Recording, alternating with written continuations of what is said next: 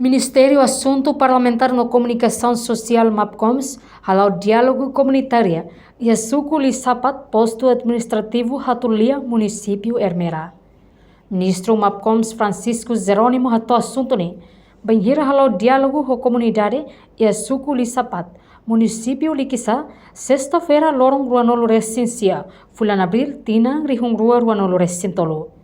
Ministro ateteng, ia diálogo ni, governo informa ba comunidade sira, kona ba saída ma governo halona, hodi continua halotam ba comunidade sira ia sukune.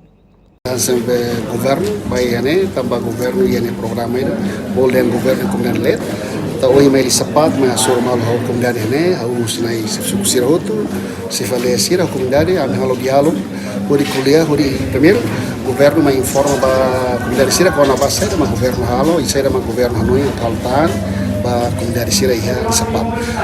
Liliu iha suku dulu kita nabe mak mai hotene, nomos ya posto Hatulia be.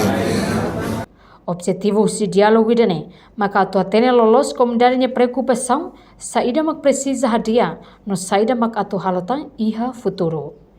Iha diálogo nya comunidade sira mos hato sirnya preocupação, no governo se recolhe hotu, hori informa tutam ba ministério relevante, o insama cabele buka solução ba problema nebe comunidade sira enfrenta iha base. O objetivo si halo diálogo para governo de Atene lolos, saída de maka precisa hadia, saída de maka precisa halotan iha futuro. Hanya somente por serona, se precisa tu haritan centro de informação, se precisa tu tautan ahi sernya, se precisa tarian ta serna estrada, se precisa tu dada be va serni uma, a serni hotu, tama ya plano de be maka, tem halo ya tina sira ko mai.